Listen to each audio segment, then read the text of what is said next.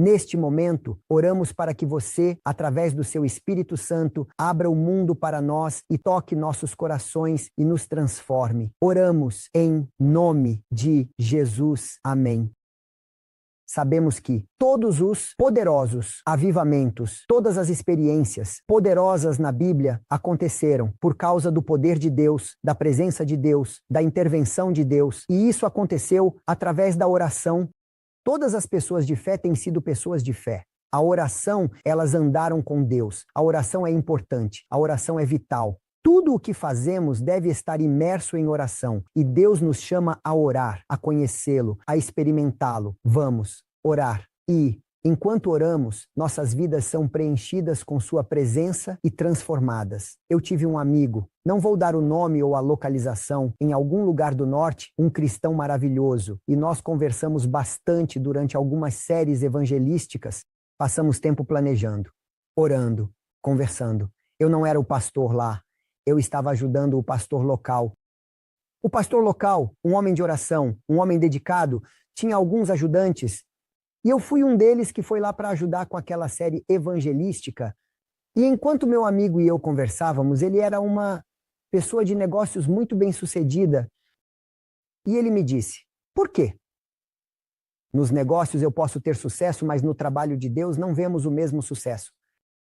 Sabemos que Deus nos chamou para o serviço. Sabemos que Deus nos deu uma missão clara, é chamada de grande comissão. E não é uma sugestão, é um comando. Sabemos que a Bíblia diz que todos nós somos um reino de sacerdotes. Sabemos que o espírito de profecia diz claramente que todos os que nascem no reino de Deus nascem como missionários. Sabemos que diz lá que quem bebe da água viva se torna uma fonte de vida. O receptor se torna um doador. O serviço cristão diz isso, página 9. Aquele que está verdadeiramente convertido trabalhará para salvar outros. Evangelismo, página 355. Aquele que está verdadeiramente convertido trabalhará para salvar outros. Isso significa que se não temos paixão para trabalhar pelos outros, podemos ter sido batizados, mas nunca fomos convertidos. Então meu amigo me disse, eu conheço esses parágrafos. Eu sei que é o privilégio de todo cristão, não apenas esperar a segunda vinda, mas apressar a segunda vinda. Diz em Lições de Objetos de Cristo, página 609. Eu conheço esses parágrafos. Deus espera serviço pessoal de todos. Serviço Cristão, página 609. Eu conheço parágrafos, mas porque não tenho sucesso, porque não vemos poder, 5.000 batismos dias. Por que você não vê esses milagres? O trabalho vai terminar com a mesma manifestação de poder com que começou. Por que você não vê esses resultados? E nós conversamos. E enquanto conversávamos, falamos sobre oração. Todo poder vem de Deus. O trabalho de Deus não será encerrado no poder humano, sabedoria humana, treinamento, educação, experiência. Essas são boas, mas o trabalho de Deus será encerrado pelo Espírito Santo. Pelo meu Espírito, diz o Senhor. Jesus disse aos discípulos para não irem, mas sim esperarem no cenáculo e orarem, e orarem, e orarem, e orarem. E a Bíblia diz no livro de Atos, no capítulo 2, que eles estavam dedicados, comprometidos com a oração. Se o poder vem de Deus, Deus é a fonte de todo poder. Se o poder, recursos, ajuda, bênçãos, vem de Deus, da fonte de poder. E se a oração é a maneira como nos conectamos a Deus para receber essas bênçãos, então por que não oramos mais? Se somos totalmente dependentes de Deus, Jesus diz, sem mim nada podeis fazer. Se somos totalmente dependentes de Deus para qualquer tipo de resultados, se permanecerdes em mim e eu em vós, produzireis muito fruto. Se somos completamente dependentes de Deus, então por que não oramos continuamente? O espírito do profeta diz que Jesus orou por muito tempo. Todas as manhãs ele passava um tempo de qualidade em oração, e então ela diz que nós, frágeis seres humanos, deveríamos orar e copiar nosso exemplo em oração. E assim, meu amigo e eu conversamos. Por que não oramos mais? Eu disse que a oração é a chave. A oração e a fé. Elas desbloqueiam o armazém do céu e tornam os recursos, bênçãos e assim ele decidiu orar mais. Quanto mais você ora, mais você conhece a Deus. Quanto mais você conhece a Deus, mais você entende sua dependência dele e o deseja ainda mais. E quanto mais você o conhece, quanto mais você confia nele e depende dele em vez de depender da sabedoria pessoal. A razão pela qual não temos sucesso é muitas vezes que confiamos demais em nossa sabedoria, nossos planos e muito pouco em Deus. E se Josué tivesse tido uma reunião de diretoria e planejado como conquistar Jericó, Josué foi orar e Deus lhe deu a estratégia, o plano, e Deus lhe deu o poder, a bênção e os resultados. E assim, meu amigo e eu conversamos. E ele decidiu orar mais. E ele decidiu instantaneamente que vai passar um tempo de qualidade em oração todas as manhãs. Não apenas pelos resultados, mas, primeiro, para que ele conhecesse Deus e crescesse em seu relacionamento com Deus. Que ele aprendesse a depender de Deus. Como as pessoas na Bíblia são pessoas de oração. Abraão, Moisés, Daniel, qualquer um que queiramos mencionar, existem pessoas que andaram com Deus e conversaram com Deus. Então, meu amigo decidiu, em primeiro lugar, orar mais e passar mais tempo em estudo e oração para si mesmo, para conhecer Deus e aprender a andar com Deus e aprender a distinguir a voz de Deus. Assim, o Espírito Santo o impressionaria a fazer algo, a saber, a ouvir, e então ser cheio da presença de Deus. Assim, Deus poderia transformá-lo e, através dele, abençoar e salvar outros. Ele disse: eu não tenho poder, eu preciso ser cheio da presença de Deus. Assim, à medida que ele orava mais, ele mencionou depois para mim, ele disse: eu comecei a sentir a presença de Deus, comecei a sentir a presença de Deus na minha vida e na minha família, as bênçãos de Deus. E quanto mais eu orava, mais eu conseguia sentir a diferença na minha própria família, meus filhos. Mas então ele diz: eu comecei a entender, a sentir quando Deus me impressionaria a fazer ou dizer algo. E toda vez que eu obedecia àquela impressão, Deus abençoava e me dava resultados. E ele disse: eu comecei a experimentar Deus como nunca antes. Eu fui adventista a vida toda, mas agora comecei a experimentar Deus. E então eu disse: me conte uma história específica. E ele me deu uma história específica. Ele disse: bem, estava nevando por alguns dias e a neve estava pesada e os tratores iam limpar e meia hora depois, de volta à neve, e eu estive naquela área e acredite, às vezes no inverno você não vê o sol por várias semanas, está nublado e cinza, e quando neva, neva e neva. Uma vez, a neve estava quase do tamanho do carro, e no shopping, na frente, no estacionamento, havia como montanhas de neve por causa dos tratores que empurravam a neve para um só lugar. Então, havia muita neve. Então ele me disse: eu estava dirigindo na rodovia, estava nevando, e enquanto eu dirigia, eu estava orando: Senhor, aqui estou. Eu quero servir. Use-me hoje. Como Isaías, envie-me, aqui estou, envie-me, Senhor, eu irei por você.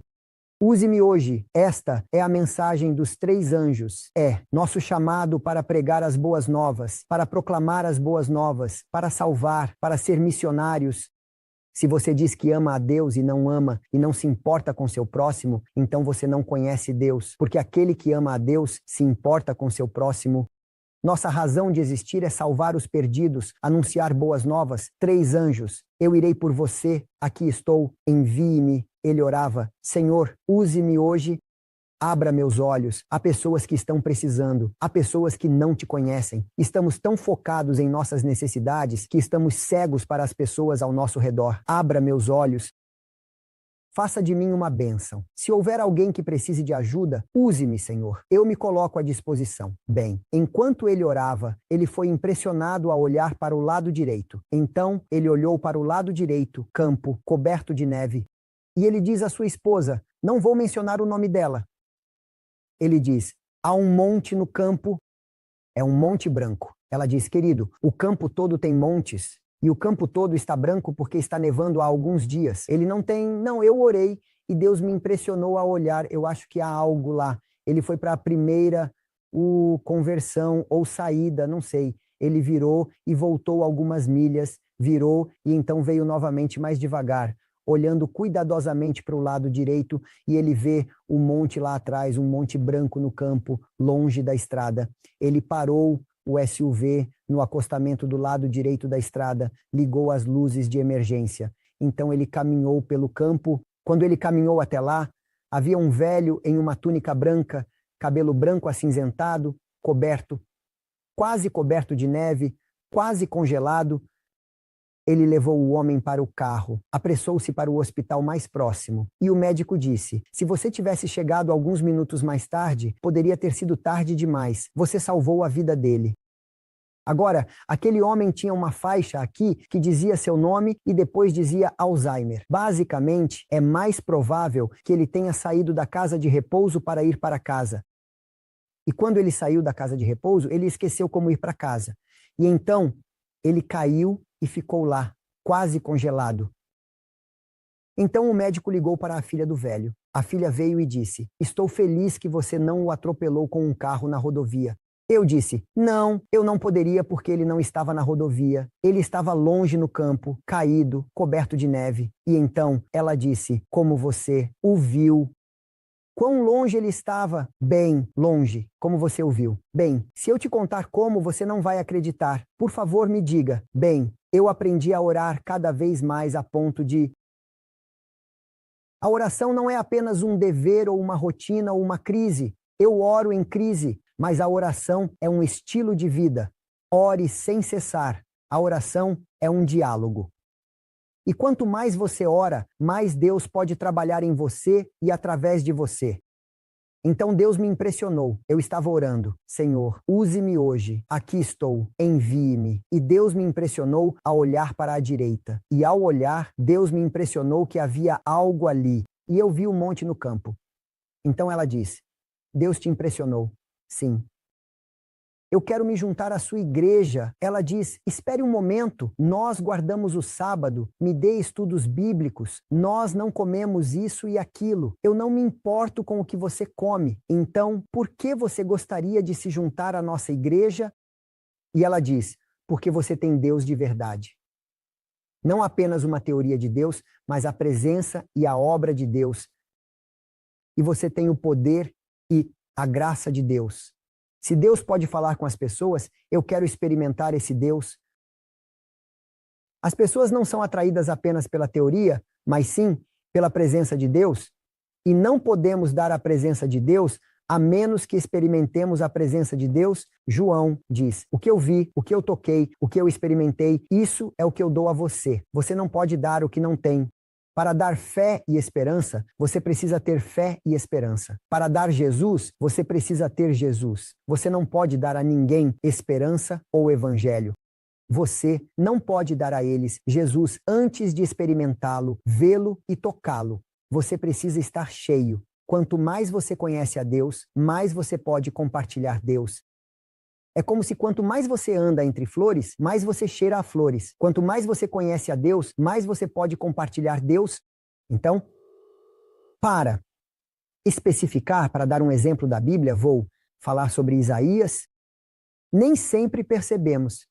Nem toda a sua vida ele teve sucesso em seu ministério. Nem toda a sua vida. Ele foi um exemplo. Na verdade, se você ler do capítulo 1 ao 5 em Isaías, ele é um pouco crítico. Ele está falando sobre os outros. Ai daqueles que constroem casas, ai daqueles que acordam cedo e vão dormir tarde. Ai daqueles que, ó homem, este pastor e este membro da igreja e esta senhora e aquele ancião, e todos eram culpados. Ele estava basicamente falando mal de todo mundo. Falando sobre todos, Isaías era um pouco crítico em relação aos outros. Os comentários bíblicos são muito interessantes. Eles dizem que Isaías denunciou o pecado dos outros. Mas agora ele se vê exposto à mesma condenação. E agora ouça atentamente esta próxima frase. Isso é muito poderoso. Isaías tem estado satisfeito. Com uma cerimônia religiosa fria e sem vida, Isaías tem estado satisfeito. Deixe-me repetir as palavras: com uma cerimônia fria, sem vida, sem poder.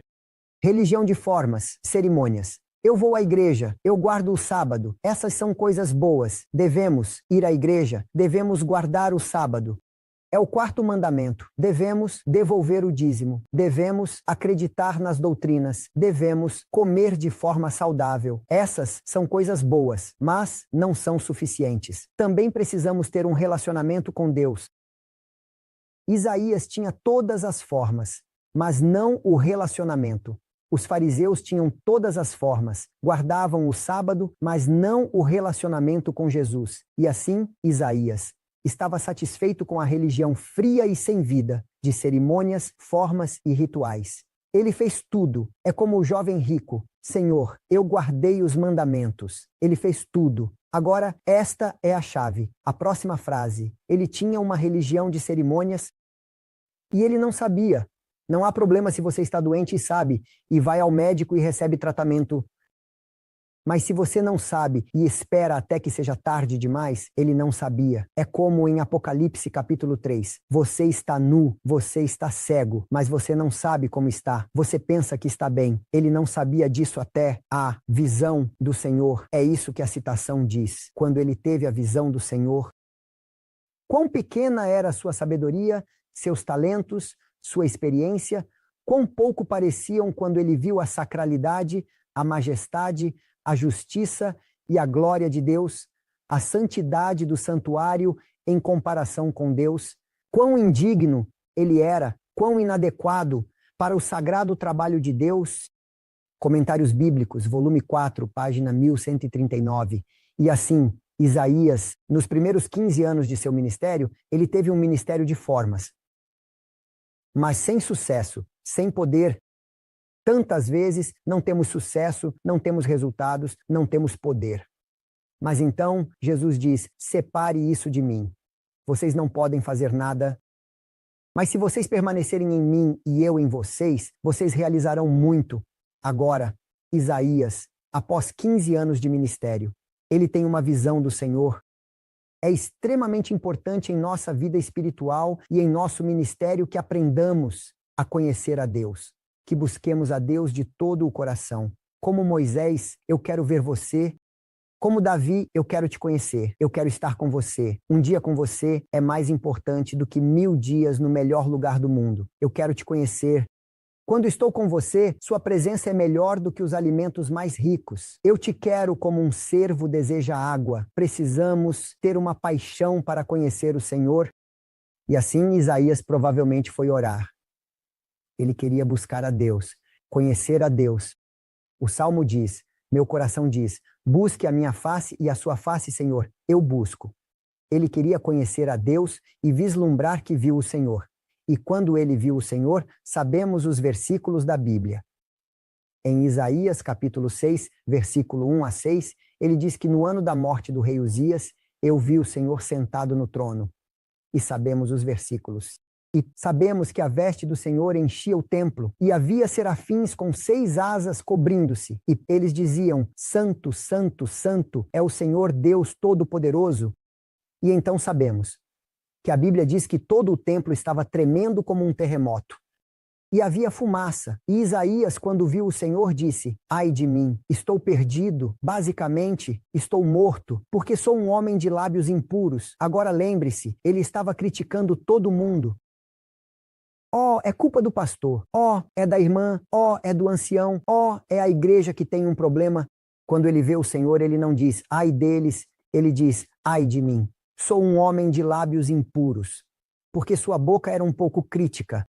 E agora, em vez de criticar os outros, julgar os outros, ele se julga. Ele diz, ai de mim, eu tenho lábios impuros. Ele não diz mãos impuras, basicamente, provavelmente sua. Fala não era a mais limpa porque ele criticava as pessoas. E ele diz, eu habito no meio de um povo de lábios impuros, e meus olhos viram o Rei, o Senhor dos Exércitos. E então sabemos os versículos, um serafim voou até ele, tendo uma brasa viva do altar, tocou sua boca e disse, eis que, ao tocar sua boca, sua iniquidade é tirada, seu pecado é perdoado, é purificado, é expiado. E então eu ouvi a voz dizendo, a quem enviarei? E eu disse, eis-me aqui, Senhor, envia-me. Precisamos ver o que aconteceu ali. Por que Isaías pôde ser enviado apenas então? Ele foi chamado para o ministério. Ele foi chamado para o serviço 15 anos antes, mas não teve sucesso. Mas, após essa experiência, ele se tornou um dos profetas mais poderosos. O que há nessa experiência que todos nós deveríamos vivenciar? Número 1. Ele vê o Senhor. Todas as pessoas na Bíblia veem o Senhor. Nada que possamos fazer jamais nos mudará, a menos que encontremos Deus e sua presença. Todos na Bíblia, quando veem Deus, são transformados. Lembre-se, Nicodemos vê o Senhor debaixo da árvore e sua vida é mudada. Zaqueu quer ver o Senhor. Ele sobe em uma árvore. Quando ele vê o Senhor, ele entrega a sua vida, ele diz: vou devolver 4 vezes e tudo o mais eu dou aos pobres, às missões e ao trabalho de Deus para apressar seu reino. E Jesus diz: hoje a salvação entrou em sua casa. Você também é filho de Abraão. Quando ele vê o Senhor, instantaneamente é transformado. Paulo vê o Senhor no caminho para Damasco e sua vida é mudada para sempre. Ele se torna o maior de perseguidor a maior apóstolo do Novo Testamento. Simeão vê o bebê Senhor, ele diz: agora posso morrer em paz porque vi Jesus. Todos eles. No Antigo Testamento, Jacó costumávamos orar ao Deus do meu pai Abraão, e Isaías. Mas depois que ele vê o Senhor em visão como uma escada com anjos subindo e descendo, ele diz: meu Deus, sua vida é mudada. Na noite em que ele luta com Jesus e vê o Senhor, sua vida é mudada. Um encontro com Deus tem um profundo impacto nas pessoas. As pessoas não podem permanecer as mesmas. A presença de Deus transforma. Quando Moisés vê Deus na sarça ardente, Deus diz: tire os sapatos, porque este é um solo santo. Quando você vê Deus, está em solo santo. As pessoas na Bíblia, quando veem Deus, todas desmaiam e são todas transformadas. Isaías: vê o Senhor. Poderíamos escolher exemplo após exemplo. A mulher no poço vê o Senhor. Maria vê o Senhor. O ladrão na cruz vê o Senhor. Há uma citação, e não vou citá-la porque não temos muito tempo, que diz que aos pés da cruz, enquanto o contemplamos e seu sacrifício, quanto mais o contemplamos, mais o vemos, mais somos preenchidos com sua presença e transformados. Quanto mais o vemos, quanto mais o entendemos, mais somos preenchidos com sua presença e transformados sem esforço humano em sua imagem. A Bíblia diz que olhamos como em um espelho e somos mudados de glória em glória ao contemplar. Quando você o vê, quanto mais o conhece, seu amor o constrange. Seu amor muda seu coração. Você não pode permanecer o mesmo. Este é o primeiro passo em nossa experiência cristã. Devemos, nós mesmos, experimentar Deus. Você não pode falar com os outros antes de entender e ser transformado. E assim, Isaías vê o Senhor. Não vou me aprofundar muito nesta parte. Como ele vê o Senhor? Santo, alto e exaltado. Porque às vezes falamos apenas sobre o amor de Deus, e Deus é amor, mas nunca falamos sobre todas as características de Deus para ter uma imagem completa. E porque apenas pegamos parte de quem Deus é, não entendemos realmente Deus. Mas então, o que acontece quando Isaías vê o Senhor? Ele diz: ai de mim, em vez de ai deles. Capítulo 1 a 5, várias vezes, ai deles, ai deles, ai deles. Agora aqui está, ai de mim. Quando ele vê Deus em comparação com a justiça, glória, santidade e amor de Deus, ele vê sua própria pecaminosidade. E ele não diz, são eles. Ele diz, sou eu, ó Senhor. Com lábios impuros, sou eu poderia ter feito melhor com o cônjuge. Sou eu poderia ter feito melhor com pastor, com filhos, com vizinhos. Sou eu sou o pecador. Como Paulo, ele diz que quando vê o Senhor, eu sou o principal dos pecadores. As pessoas que acham que estão bem não viram Jesus. Quando você vê Jesus, você se quebra. Você diz, tenha misericórdia de mim.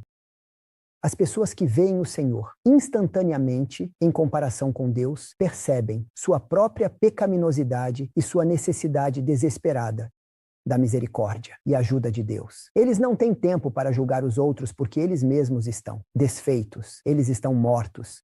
E assim ele diz, ai de mim, estou arruinado. As pessoas que são julgadoras nunca experimentaram a presença de Deus, a graça de Deus, o perdão de Deus, a santidade de Deus. E eles não experimentaram a presença de Deus porque nunca passaram tempo suficiente com Deus para ver Deus. Quando você vê Deus do Gênesis ao Apocalipse, cada encontro com Deus traz humildade, consciência do próprio pecado, reverência e um coração quebrantado. Todos na presença de Deus colapsam. Ezequiel colapsa. Daniel colapsa. ele é apenas um anjo, ele colapsa. Moisés, João, o revelador, Paulo, todos eles na presença de Deus caem como mortos. Se você não cair, pode precisar perguntar: eu vejo o Senhor ou apenas rezo uma oração de rotina? Eu oro para receber bênçãos ou oro para conhecer Deus e experimentá-lo? Porque conhecer Deus é a vida eterna. Na presença de Deus, quando você vê o Senhor, você entende como é e diz: ai de mim. Você não tem tempo para julgar os outros. Você não se compara com os outros. Você se compara com Deus. E até suas obras justas são trapos imundos, comparados à perfeita e divina santidade de Deus. Então, quando ele vê o Senhor, ele diz como Paulo: que homem miserável eu sou. Como João, na sua presença, eu caí aos seus pés, como morto. Na presença de Deus, a santidade da presença de Deus cria reverência e consciência do próprio pecado, uma realização de nossa necessidade desesperada por Deus. E só então, isso é crucial. Quando ele vê Deus, ele percebe como é. Quando ele percebe como é e diz: sou um pecador, estou morto. Só então, quando ele confessa, o anjo vem e diz: você é pecado, está expiado, está purificado, está perdoado. Não há perdão antes da confissão honesta. E não há confissão e consciência da nossa verdadeira situação. O coração é enganoso. Quem conhece o coração, sonda meu coração, ó Senhor. Não há confissão honesta antes de vermos o Senhor. Somente quando o vemos, sabemos como somos e confessamos. E, só, então, recebemos graça e perdão.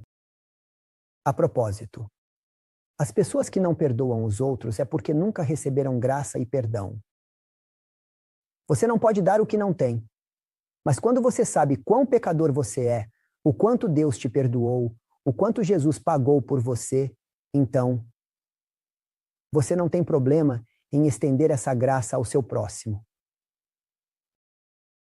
Você vê, Isaías instantaneamente diz: ai de mim.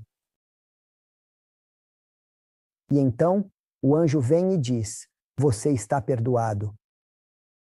Quando ele experimenta o perdão e a graça, depois de ver Deus e a si mesmo e de vivenciar a graça, após passar por todo esse processo com Deus, então ele ouve a voz: quem enviarei? E ele diz: aqui estou, Senhor, envia-me. Precisamos entender esta parte quando o anjo diz: seu pecado foi expiado. Palavras lindas e incríveis. Precisamos entender que ninguém jamais experimentará a graça de Deus antes de perceber como realmente são. E em quebrantamento e humildade eles dizem: Senhor, sou eu sou o maior pecador. Não é meu vizinho, não é meu cônjuge, não é a igreja, sou eu que tenho um problema. Eles não têm tempo para julgar os outros. A Bíblia diz: com a medida que você julgar, com essa medida, você será julgado. As pessoas que não perdoam é porque não experimentaram o perdão repetidamente. As pessoas que experimentam o perdão, perdoam. Quero ler uma citação rápida. Uma citação rápida. A visão dada a Isaías representa a condição do povo de Deus nos últimos dias. Quem é o povo de Deus nos últimos dias desta terra? Representa a condição do povo de Deus nos últimos dias enquanto olham pela fé no lugar santíssimo e veem Cristo no santuário celestial. Ao ver Cristo, percebem que estão com lábios impuros. Quero que você se lembre, o Espírito do Papa diz que seria bom para nós, todos os dias, passar pelo menos meia hora refletindo sobre Jesus, sua vida, a última semana de sua vida e seu sacrifício. E quanto mais refletimos e o vemos, mais somos transformados. Então, à medida que vem, vamos continuar o parágrafo. Representa a condição do povo de Deus no último dia. À medida que olham pela fé no santuário e veem Jesus no santuário celestial, entendem como estão. E é muito interessante, pois eles se desesperam ao entender sua própria indignidade e fraqueza em comparação com a pureza do caráter de Cristo. Se eles, como Isaías, se humilhassem a Deus, então Há esperança para eles. Revisão e realizada em 22 de dezembro de 1896. É isso que a citação é. Como Isaías, se eles olham e veem Jesus e o experimentam, percebem como são e se humilham, e então há esperança para eles. Agora, deixe-me dar outra citação que eu acredito ser muito importante na Era das Idades. Página 246. Foi logo, após Isaías contemplar a santidade de Deus e entender sua própria indignidade, dependência e pecaminosidade, que ele foi confiado com a mensagem divina. Somente depois que ele viu Deus e entendeu como ele é e sua dependência, que ele foi confiado com a missão. Você não pode ensinar as pessoas a encontrar Deus se você não encontrou isso. Se você não pode ensinar as pessoas a experimentar Deus se você não experimentou Deus. Você não pode ensinar às pessoas qualquer tipo de esperança se não tiver esperança. Você precisa experimentar Deus por si mesmo para ajudar os outros a experimentar Deus. Somente depois que Isaías teve essa experiência, ele foi confiado com a missão e se tornou um profeta de sucesso.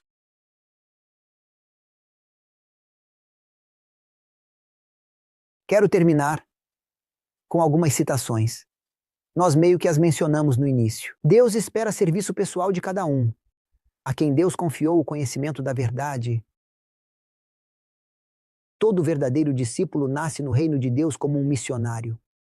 É o privilégio de cada cristão não apenas observar, mas apressar a vinda do nosso Senhor.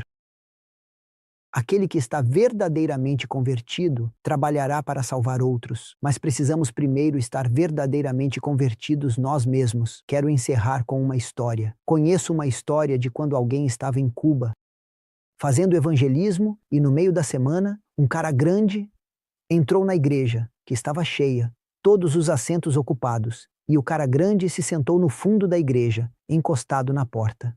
Enquanto o pastor pregava, o cara grande olhou para o pastor e mostrou o punho. O pastor continuou pregando. Não vou dizer o nome nem a localização, mas enfim, um dos diáconos, após o sermão, durante a canção e oração de encerramento, foi até o pastor e disse: "Você precisa correr. Você precisa ir pelos fundos e correr para o hotel e trancar a porta." Por que eu faria isso? Porque aquele cara grande lá atrás, ele odeia cristãos, ele odeia Deus. Toda vez que temos um evangelista, ele os espanca severamente. E ele é um cara grande, ele vai te bater. Ele diz: "Não, eu não vou correr. Talvez Deus me enviou aqui por causa dele." Quando o sermão termina, a canção acaba, a oração termina. O pastor vai até a porta para cumprimentar as pessoas e desejar boa noite e assim por diante. E então o cara grande se aproxima do pastor e salta em direção ao pastor. E o pastor meio que fica muito pequeno. E o cara grande o agarra, o coloca em posição. Agora o cara grande é grande, como um Rambo, como um gigante. E o pastor não é tão alto, você sabe. E assim, enquanto ele agarra o pastor e o aperta como... As pernas do pastor estão no ar e o pastor diz: "Eu não consigo respirar." Então o tradutor diz: "Solte-o." Ele não consegue respirar. Então o cara grande soltou o pastor. O que vem a seguir? E ele salta para o pastor e coloca a cabeça no ombro do pastor, e o aperta novamente e começa a chorar. "Pastor, o que fazer?" Ele o acaricia nas costas. "Pare de chorar. Por favor, não chore. O que há de errado? Por que você chora?" O tradutor está traduzindo enquanto isso. Ele diz: "Eu vim aqui para te bater. Eu pensei que eu sou o macho." O pastor diz: "O que é macho?" O tradutor diz: "Bem, o grande. Eu pensei que eu sou o macho. Eu sou o maior. Eu vim aqui para te bater porque eu te odiava e odiava Deus e os cristãos. Mas enquanto eu ouvia, esperando você terminar o sermão, você apresentou Deus e seu amor. E quanto mais eu via aquela imagem, mais percebia o quão grande ele é, e comparado a ele, quão pequeno eu sou. E agora, pela primeira vez na minha vida, realmente percebo que sou pequeno, sou miserável, sou um pecador, e eu preciso de Deus. O que posso fazer para ser salvo?" E o pastor diz: "Você, meu amigo, está no caminho certo, porque é assim que começa. Você precisa ver Deus para entender como você é e sua necessidade de Deus. E então você confessa, você está perdoado. A promessa é que, se confessarmos, Deus perdoa e purifica. Então, devo confessar agora. Sim, entre você e Deus, você precisa dizer: Senhor, perdoe-me, e trabalhe em mim, Senhor, e use-me, Senhor." E ele diz: eu confesso meu pecado, estou perdoado. Sim, você está. Uau, uau, uau, uau, uau. Esta é a melhor notícia. Você diz que estou perdoado. Sim. Você diz que estou? Sim, esta é a melhor notícia de todas. Não tenho mais pecados, estou perdoado. Ele diz: eu preciso contar a todos. Ele diz: mas eu tenho um problema. O pastor diz: qual é o problema? Eu vi o grande, eu vi Jesus, eu vi o verdadeiro macho. E agora eu tenho esperança, mas minha esposa não sabe. Eu preciso trazer minha esposa. Ela precisa ver o que eu vi. Eu não posso ajudar. Eu não posso ficar em silêncio. Isso é bom demais. Eu preciso contar à minha esposa. Ela precisa ver o que eu vi. Ela precisa experimentar o que eu experimentei. Por que você não atrasa amanhã? Você mora na vila próxima, a 21 quilômetros de distância, e nós não temos um carro. Então o pastor fala com o tradutor fala com o irmão Jorge, que tem um Chevy de 1952. Irmão Jorge vem. Na noite seguinte, e dá uma carona para esse cara grande, dirige até a próxima vila, traz ele e sua esposa para a igreja. Depois da igreja, o pastor pergunta: está tudo bem agora? Ele diz: não estou feliz. Por quê? Bem, eu tenho mais de 100 amigos com quem bebemos juntos. Um monte de amigos, o restaurante todo, um monte de amigos. Eles precisam ver o que eu não posso ter paz. Isso é bom demais. Eu tenho esperança. Eles precisam de esperança. Bem, meu amigo, o irmão Jorge não pode colocar 100, 150, 200 pessoas em seu pequeno Chevy. Então o pastor fala com o tradutor fala com Jorge. Jorge diz: meu vizinho dirige o ônibus da cidade, um dos ônibus. Vamos falar com ele. Eles falam com o motorista, pagam a ele. Na noite seguinte, o motorista faz 3 viagens com o ônibus para trazer as pessoas. 3 ônibus cheios de pessoas. Ele começa por volta das 16 horas para trazer todos antes do início do evangelismo e então, após o evangelismo, 3 viagens de volta para levá-los para casa. As pessoas que experimentam Deus não conseguem se conter. Há uma paixão, um zelo, um desejo de contar a todos. Isso é bom demais. Eu vi Jesus. As pessoas têm essa paixão. Aqui estou eu, envia-me. Eles provavelmente nunca foram verdadeiramente convertidos. Eles nunca viram Jesus. Isaías, depois de ver Jesus, diz: aqui estou eu, envia-me, Senhor. Quando seu ministério se torna poderoso, Deus está nos chamando para experimentá-lo pessoalmente, e à medida que o experimentamos, nos tornamos canais de esperança para os outros que não o conhecem, para que eles também possam ter esperança. Vamos orar juntos. Pai no céu, agradecemos muito por este privilégio inacreditável. Você nos chama para experimentá-lo pessoalmente e promete que, se o buscarmos de todo o coração, você se deixará encontrar. Você promete que, se nos aproximarmos de você, você se aproximará de nós. Por favor, ajude-nos a todos, cada um como indivíduo, a experimentar você e compartilhar essa experiência com os outros. Oramos em nome de Jesus. Amém. Deus está chamando você para melhorar sua vida de oração. Todos nós precisamos orar mais. Se você ora por 15 minutos, dobre esse tempo. Se você ora por meia hora, dobre também. Ou peça a Deus que o inspire sobre quanto deve aumentar. Envie suas orações para nós. Ficaremos felizes em orar por você. Participe de grupos de oração. Torne-se pessoas de oração, porque aqueles que oram conhecem a Deus. E aqueles que conhecem a Deus estão cheios da presença de Deus. Que Deus o abençoe.